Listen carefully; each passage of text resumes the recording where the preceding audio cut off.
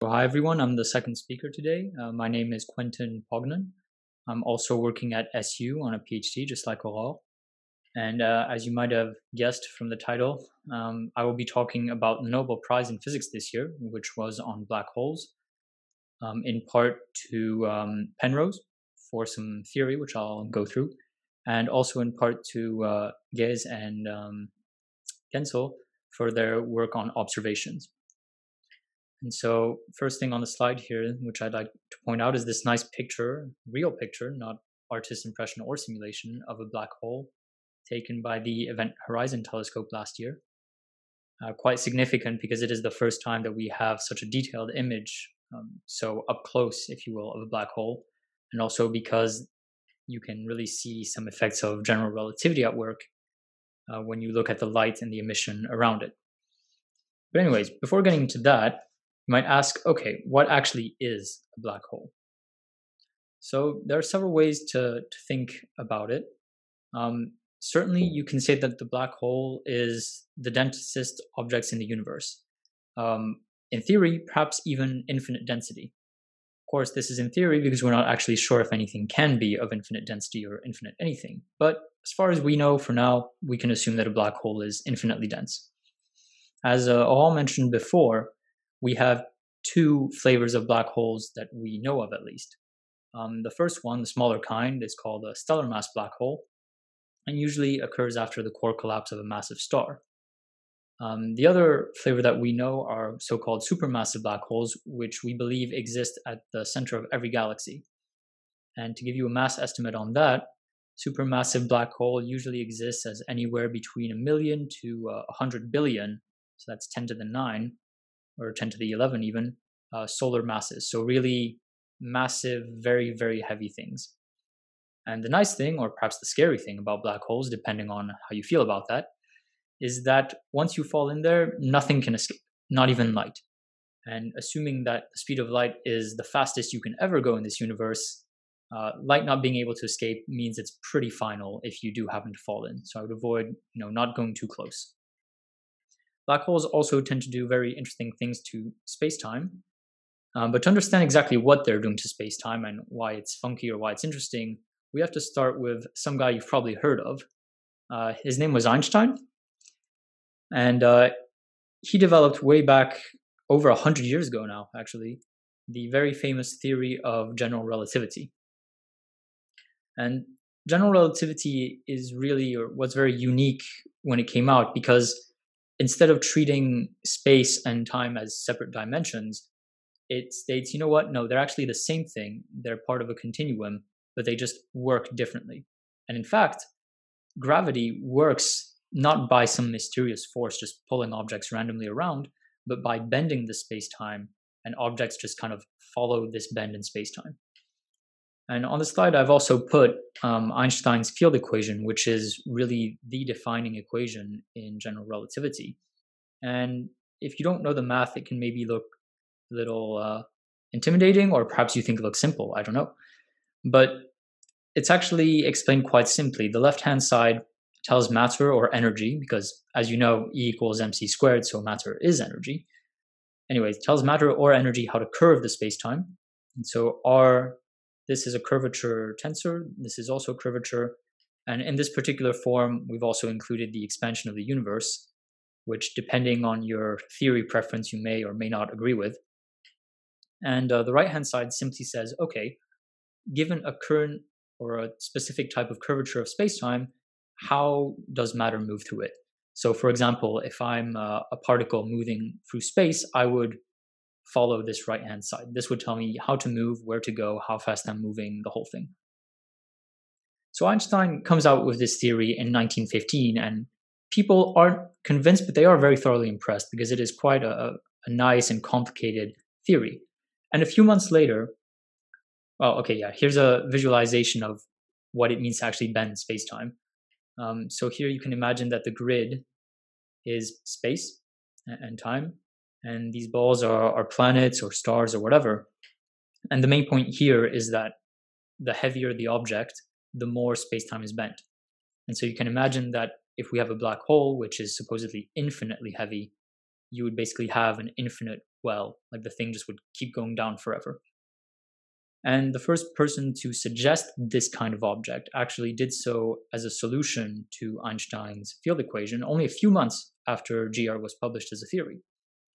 And this guy was called Carl Schwarzschild. And actually, he showed that a very simple and one of the simplest solutions to Einstein's field equations is what we now call a black hole. And he described it as a perfectly spherical solution to Einstein's equation. Unfortunately, this spherical solution was doing some very weird things. Notably, anything being infinite in the universe wasn't exactly a popular thought back then. And many people said to Schwarzschild, okay, well, this is a nice solution, but it's just theory. Like, this will never happen in real life. In fact, Einstein himself thought, yeah, this isn't realistic. This will never happen. You see here, he's not quite convinced. And just for those who might be interested in a bit more mathematical side, the actual solution looks like this. This is called the Schwarzschild Metric. And I'm just going to explain it quickly and tell you why people weren't exactly happy with it. So the left-hand side, ds squared, just gives the line element in space-time. So if you take a little chunk of space-time, like really a small piece, you would call this ds. And the right-hand side describes how you would move along this piece of space-time in space, so that's the second and third term, and in time. And what's important to notice here, or I can go through the terms, I guess. So the first term describes how time changes. And the second term describes how the radius in space changes. So if you imagine you have a black hole in the middle, the radius would describe how you would move if you're moving straight away from it. And the last two terms are angular terms. So again, if you imagine a black hole in the middle, these last two terms would describe how you move around it around the equator, let's say, and around the poles. We don't particularly care about the angular part for now. What we're more interested in are the first two terms on the right-hand side. So notably, you might notice that we have a special parameter here called Rs, which is the Schwarzschild Radius, given by 2gm over c squared, where m is the mass of the black hole, for example, c is the speed of light, and g is just Newton's universal gravitational constant. What's interesting to notice is you might ask yourself, okay, what happens when I'm at a radius away from the black hole that's equal to this? So if you set this to 1, you'll notice you get 1 minus 1 here. And that's a 0 in the denominator. So you're dividing something by 0, which should give you infinity. But what does that mean? Radial coordinate going to infinity. What happens there? Does something happen? Is it just some weird math? Who knows? Also, you'll notice that if you're closer to the black hole than the Schwarzschild radius, this term will become negative. So you'll get a negative here. This term will become negative as well, and negative times a negative means you'll have a positive. And this basically means that time and the radial coordinate switch. And that makes no sense. I mean, how is that even possible, right? So people weren't exactly happy with this, and they said, yeah, sure, it's a nice theoretical solution, but it's not realistic.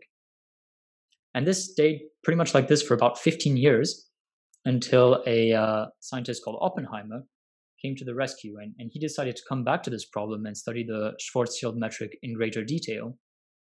And he managed to identify this special point, this Schwarzschild radius, as something called the event horizon.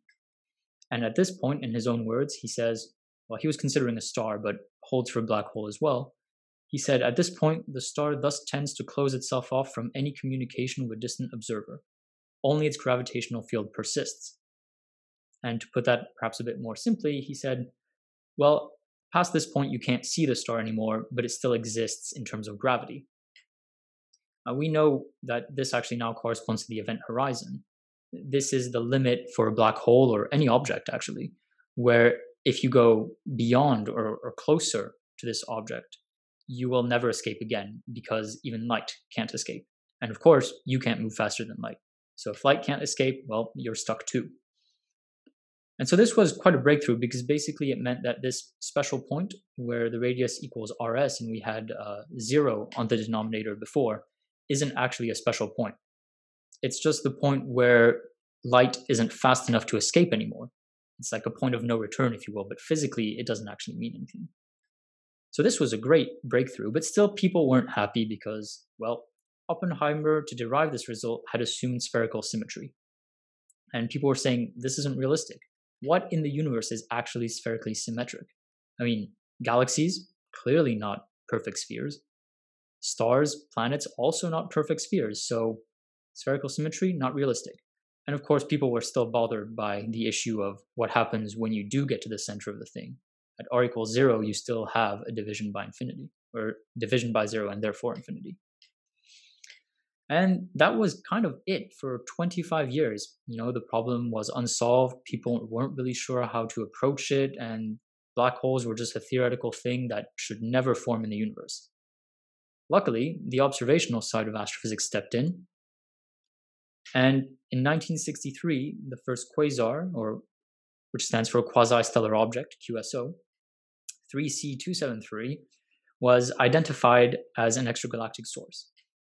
And historically, this is very important because when people first saw this extremely bright object, they didn't really know what it was. And it was just widely assumed it's some huge star in the Milky Way. And then somebody decided to actually take a spectrum of the thing. So the thing the previous speaker described, which allows you to find out how far an object is by finding how an element emits and seeing how it's been shifted. And they found that actually this thing isn't in the Milky Way at all. It's actually very far. But then they think to themselves, okay, this thing's very far, but still very bright. So now that we know the distance and we know how bright it seems to us when we look at it, we can calculate how intrinsically bright it is. In other words, how bright would it be if we were standing right next to it? Turns out that this quasar has an intrinsic luminosity 1,000 times larger than that of our entire galaxy. So how could it be a star? There is no way that a star could be that big or that bright. And they also found it in the center of another galaxy. So without really knowing what it was, they called it an active galactic nucleus, or AGN. And there was some debate, could this be a massive star? But at some point, people were thinking, wait, what about that black hole thing? Could that be something? Could that have enough energy to be so bright? And that's when our first Nobel laureate starts to work on this. Now, Penrose thinks, well, yeah, maybe this might be the case. So he goes back to the issue of gravitational collapse. And this time he says, I'm not going to assume spherical symmetry, which makes things a lot more complicated. And in order to treat the problem without this simplifying assumption, he introduces some new mathematical methods using topology, which is simply the study of surfaces. And he introduces a key concept, which it turns out is just the mathematical name for the event horizon, which is called a trapped surface. You can see here he's thinking, I've just begun my work. I've only scratched the surface. But anyway, so a trapped surface, in its technical definition, is any kind of closed two-dimensional surface where if you take a light ray moving perpendicular to that surface, they will always point to the same place. And kind of the example I've put here is imagine a hollow sphere, and you pick any point on the inside surface of that hollow shell, and you put an arrow, a vector, a light ray, whatever you want, perpendicular to that, it will always point right to the center of that sphere. It's the same thing for a black hole, it turns out. So here we have our black hole, the event horizon is in red, or in this case, the trapped surface. And basically what Penrose showed mathematically and beyond any shadow of a doubt is that once you pass this trapped surface, you can only go forward. And some interesting implications of that is, of course, once you pass the event horizon, you are going to collapse into what he called the singularity. So the singularity is the weird thing that happens at r equals 0. And instead of trying to solve what might happen there, Penrose simply said, we don't know what happens there. Physics breaks down. Let's just call it a singularity and, ignore it, more or less. And that's still true today. We still have no idea what happens at the very center of a black hole. But whoever figures it out, I'm sure will also win a Nobel Prize. What's very interesting, though, is that at this trapped surface or at the event horizon, you remember I mentioned that space and time somehow switch. And that didn't seem to make much sense. But with Penrose's new math, what this actually means is that escaping a black hole is only possible by traveling back through time, which again, as far as we know, is not possible. So for all intents and purposes, once you pass the event horizon, your entire future, your destiny, your fate, whatever you want to call it, is to eventually end up in the middle of the black hole, and that's it for the rest of eternity.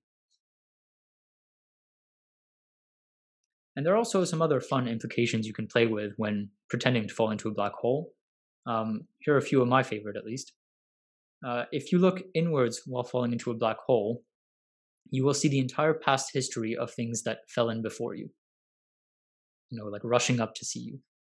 If you look backwards, so out while you're falling in, you should see the entire future of the universe, at least as long as the black hole survives, being played out in front of you, faster and faster. If you decide to go in feet first, let's say, and you're looking down at your feet, you will be spaghettified. And that is the real term, believe it or not. And what this means is that the difference in gravitational force between, say, your head and your feet is so strong that you will literally be stretched out like a spaghetti, to infinity even.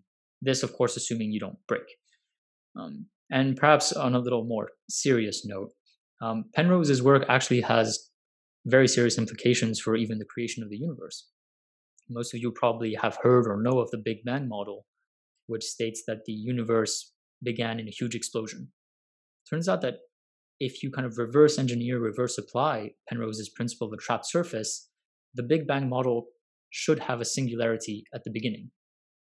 Now, how a singularity, which I've just told you, from which there is no escape, exploded and made a whole universe, that's a debate. But maybe we're all just living in a black hole and we don't know it. Something to think about. So once Penrose had proven theoretically that black holes can be formed, they should probably exist, people started seeing them everywhere. Well, assigning them to phenomenon everywhere. Suddenly, quasars or quasi-stellar objects, like I mentioned before, were supermassive black holes. And these weird X-ray signals that we were getting from the Milky Way were actually just smaller black holes that were accreting. And as an example of what that might look like is this picture here, where on the left you see a black hole that is sucking matter off a big type O or B blue star. And this would provide and emit a lot of X-ray radiation from this really high-energy accretion disk here. So people were very happy. Suddenly, black holes are possible, they're feasible, and they explain a whole lot of things. So not bad, not bad. But something was still missing. Especially for quasars, there just wasn't enough power. Now, sure, black hole accreting matter can emit a lot of energy. In fact, by falling into a black hole, up to 42% of an object's rest mass can be converted to pure energy, so radiation, light. 42 is a huge amount. If you consider Einstein's other very famous equation, E equals mc squared, you're basically saying, if you're dropping 100 kilogram mass into a black hole, 42 kilograms will be converted to pure energy, multiplied by the speed of light squared. And that's just for 100 kilos, which is nothing in terms of astrophysics. But still, this wasn't really enough to explain the really powerful luminosity of quasars. And so another scientist called Kerr devised another solution to Einstein's field equation, this time for a rotating black hole. And this adds a fair bit of energy through various methods. You can see here on the right, for example, what happens if a black hole is rotating with its accretion disk, if it's not, or if it's rotating with. You can see that the energy changes quite a bit depending on how it's rotating. So what happens if you rotate a black hole? You end up getting something called an ergosphere. So just like for the event horizon, where once you pass this, that's it, you're falling into the black hole and that's your life, you can imagine that as the black hole spins, it's got so much gravity that it starts dragging, literally dragging space-time along with it. So in this graphic here, for example, you can see what should be straight lines. When they approach the black hole, they get dragged around with it. And the radius in which you pass and then you will be dragged along with the black hole is called the ergosphere. So, for example, let's say I'm approaching the black hole and I don't want to spin with the black hole, so I'm moving against this current, if you will. Once I pass the ergosphere, no matter how fast I go, I'm going to be dragged around and around and around. So Penrose devised another process as a way to extract energy from this. And basically what happens here in the Penrose process is that you have something, let's call it parent particle, and this thing is making its way towards the ergosphere. And it goes into it, but it doesn't really reach the event horizon. For some reason or other, it splits in two.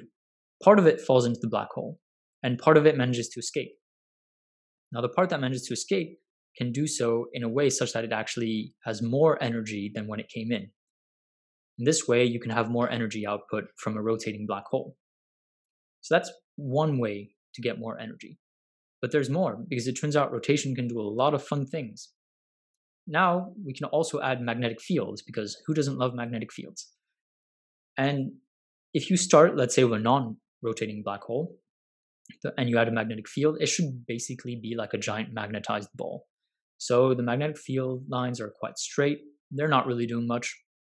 But now you start to spin the black hole, and you have this frame dragging effect, like I mentioned before. Now, the magnetic fields exist in space-time, and suddenly they're getting dragged along as well. So they get all tangled up, which it turns out provides a tremendous amount of energy to any kind of charged particle that's caught in there. So, for example, electrons, protons, etc.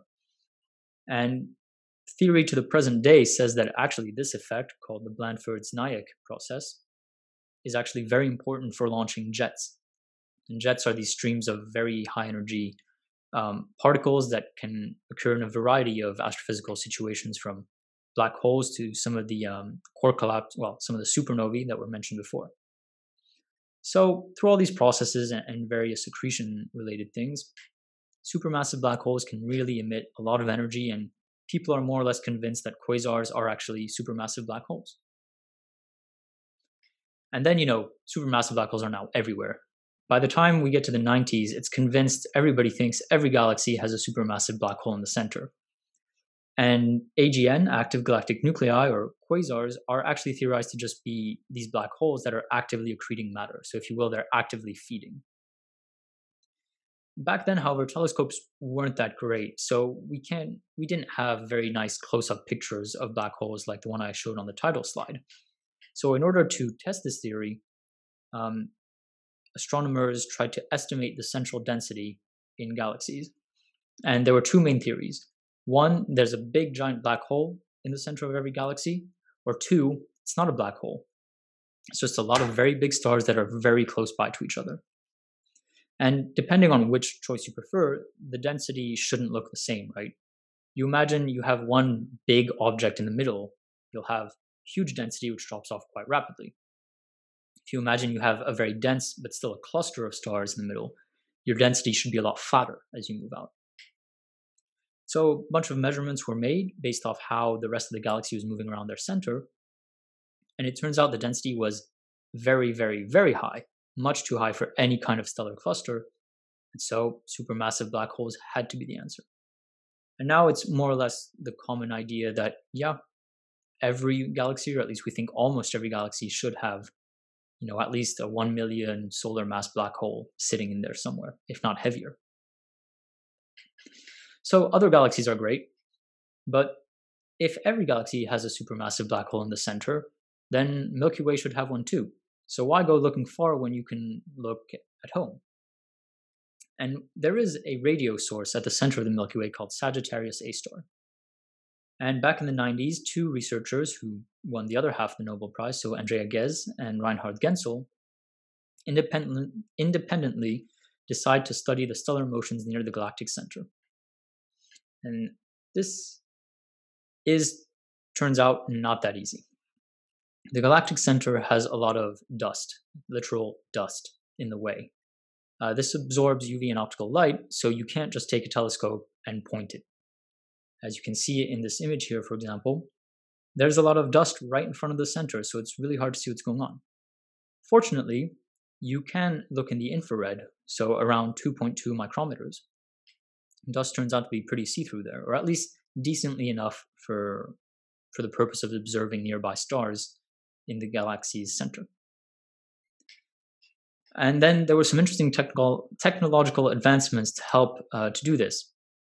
Unfortunately, observing from Earth is quite challenging. The atmosphere doesn't help. It distorts and blurs light. So initially, a technique called Speckle Imaging was used to help reduce this. Speckle Imaging is taking very short exposures, every several seconds or so, then combining them to reduce atmospheric perturbations. It's nice, but it's not so great. Then something really cool happened in the 2000s when adaptive optics came along. And that's what these two pictures are showing. And it is exactly what it looks like. It is firing giant lasers into the sky. And the point of this is that the laser appears like a fake star. And you know exactly what your laser is, and you know exactly what it should look like. So then when the telescope reobserves this fake star and sees how the atmosphere distorts it, you can calculate exactly how it was changed. And you can reverse engineer that when you observe the real star. And turns out adaptive optics works really well. And so about 20 years of observations were made, and after 20 years, the following data, showed by the video here, was found. These are orbits of stars around the central black hole marked by the big star symbol in the center. And so I'll let that play out.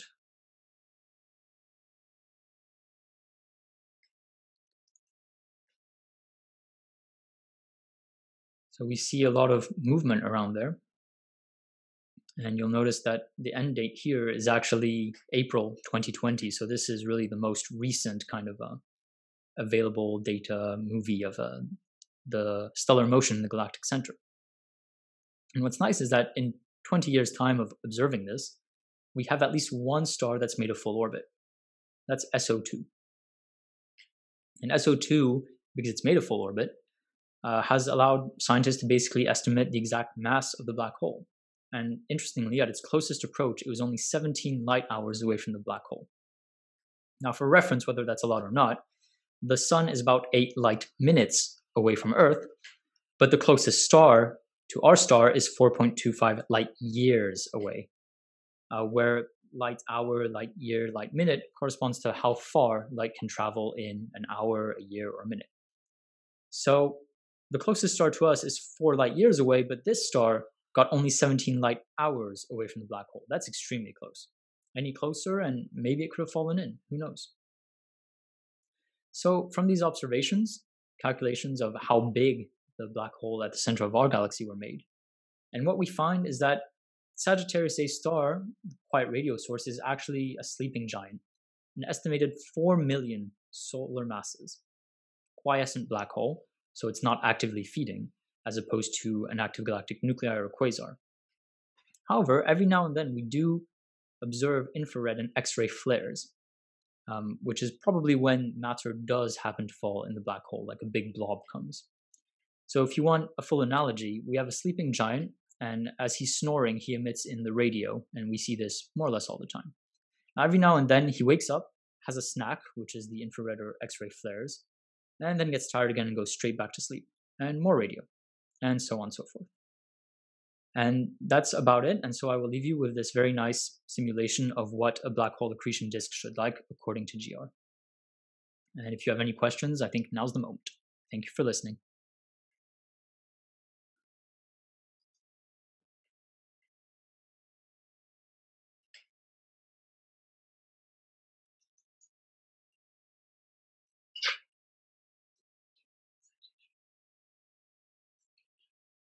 Okay, so I have one question. What was spherical symmetry? Okay, spherical symmetry is where you assume that your object is a perfect sphere.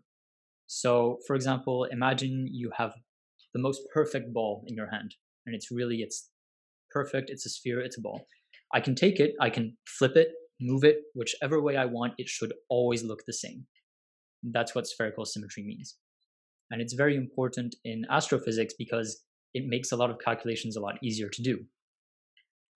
So not having spherical symmetry, which is a lot more realistic, actually makes calculations a lot more difficult, but is what actually happens in nature.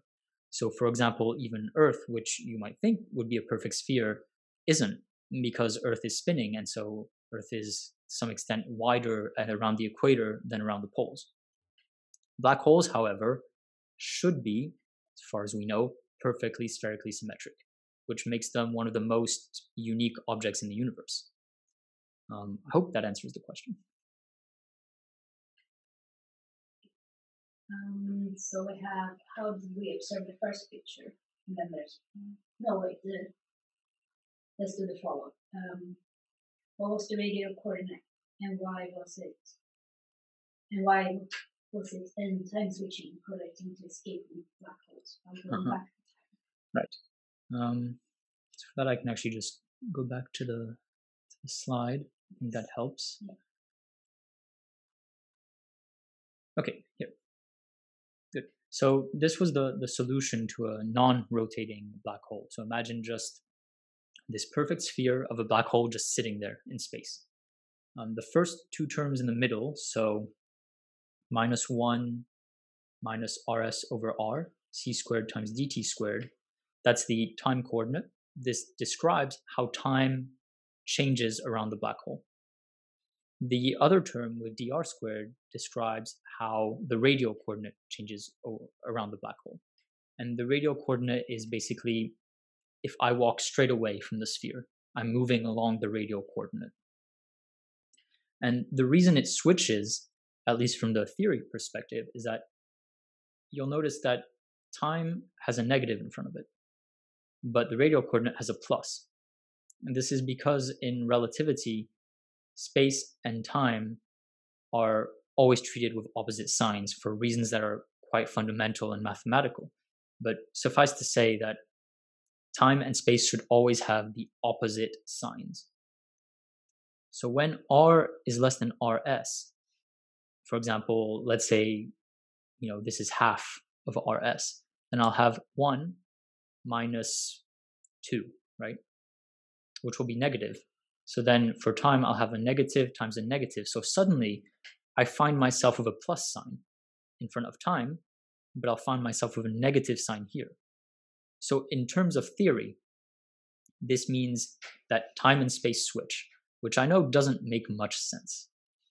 But with topology, which is what Penrose basically used to derive his equations, and which is extremely complicated and which I don't fully understand myself, to be honest, it turns out that what this actually means is that when you're approaching a black hole here, you're moving through space. You're moving through time as well, of course, but the coordinate that is important, that is changing, is space. Once you pass this event horizon and you have that sign flipping in the equation, you're actually technically not moving through space anymore. You're just moving through time for the rest of time, even. And so the only way to go back isn't to move through space, it's to move back through time. Which I know sounds crazy, but this is technically what the math says and is rigorously proven. So basically when I say escaping a black hole is only possible by traveling back through time, what I mean is it's not like if I'm walking to work and suddenly I decide I don't want to go and I can just turn around and walk away. I would literally have to travel back through time before I even decided to start going to work in order to get away. This is this kind of weird, mind-bending implication that general relativity can have when it becomes very intense, like around a black hole. So yeah, technically the only way to escape a black hole is to have never gone there in the first place. So to travel back through time. Okay, we have some questions about the pictures. Mm-hmm. And the first, how did we observe the first picture? First picture, the EHT. Short answer, with a very big telescope. Yeah, so this is the picture, the first ever picture, in quotes, of a black hole ever taken. It's not from the Milky Way. I forget which galaxy it's from, one of the nearby ones. But I mean, really, the short answer is a very big telescope and a lot of patience. I think this particular image, I don't know how many hours of exposure time, how many hours they had to point the telescope there and just wait to collect the photons. But in terms of actual technique, I don't have the specifications, the technicalities of how this was done, but it really boils down to having a nice telescope and a lot of time. And then the last picture, there's a line. The animation of the accretion. Yes. And that's a disk, actually. Yeah, this. Yeah, so the question is what the line is. So the line in the middle or the line around? The line. So the line in the middle is actually the accretion disk. So here from above, you see it's actually just the disk around the black hole. And the reason that you see when it goes back, right? The reason you see stuff above and below the black hole isn't because there's actually stuff there. So this setup, you imagine you have a black hole in the middle and you have stuff spiraling around it. This is the line, or the disk in this case. What happens is that a black hole is so heavy that it bends the light around it. So if you imagine this is the black hole and there's part of the disk behind it, you shouldn't be able to see it. But light actually bends around the black hole. So you see it up here and down here. That's what the top and bottom part are. But that's just an effect. The matter isn't actually here or here. It's just around. So the line, the disk, is where the stuff actually is. And what you see above and below is just light being bent around the black hole. Right, now we have one question. Do you know if the event horizon team is trying to image Sagittarius A? Yes. Sagittarius A. Will it have a larger angular diameter than the M87, the one that was mentioned? It is closer but also much smaller. Is the problem only due to the dust or is there other things? As far as I know, it's dust. I do believe the EHT is more in optical wavelengths. And as I mentioned before, the galactic center has an enormous amount of dust which absorbs, well, essentially all the UV and optical light. For example, going back to here, to this picture, this is an actual panoramic composite image of the Milky Way from Earth, obviously. And you can see these black clouds are dust. And, if you have a relatively small black hole in the middle of all that dust and middle of lots of stars as well, I just don't think we have the right angle for EHT to look at Sagittarius A star. I think we could get a very nice image if we could get through, but unfortunately, I don't think that's going to happen with EHT.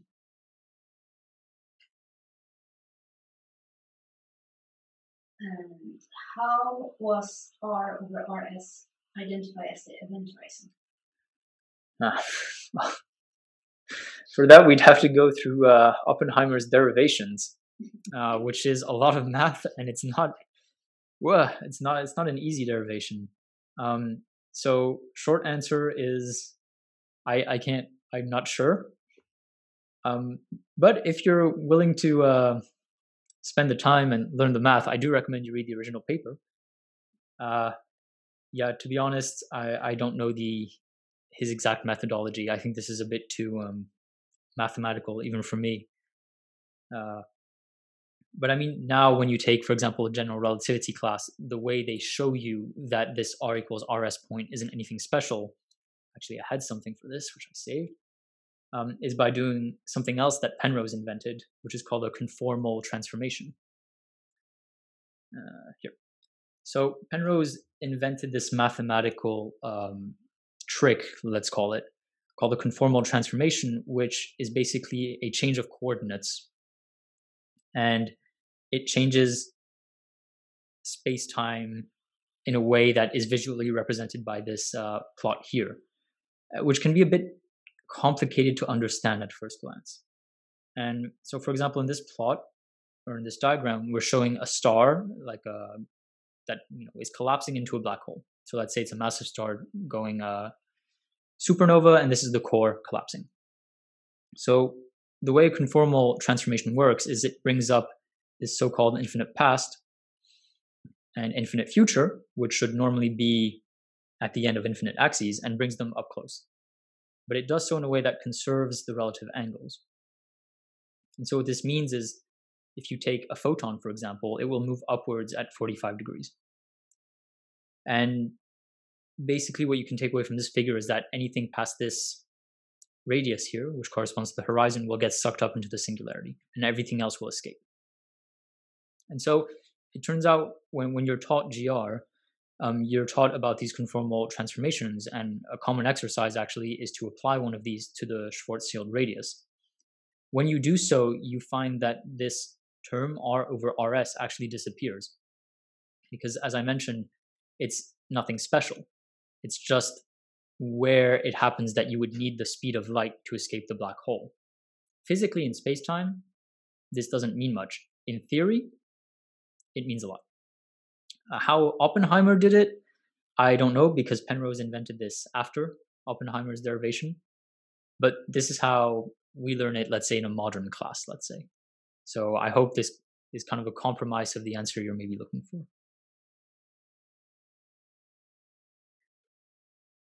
Is there a limit of how big a black hole can be? Theoretically, no. Observationally, yes. So in theory, there's nothing stopping a black hole from getting as big as you want. And there are some maybe crazier universal theories that say that the universe will end as a black hole that consumes everything. And there are some interesting universe theories that say we're actually living in a massive black hole. And the reason the universe is expanding is because this black hole that we're living in keeps accreting matter and getting bigger. So in theory, no, there's really no limit how big a black hole can get. In practice, I think the biggest one we've observed was almost 10 to the 12 solar masses. So that's trillion, I believe, a trillion solar masses. Anything greater than 10 to the 12 solar masses, I don't think we've ever seen. But in theory, no, you can swallow the whole universe in there if you want. Yeah, that's a nice way to end. Okay, sounds good. Thank you very much. Thank you.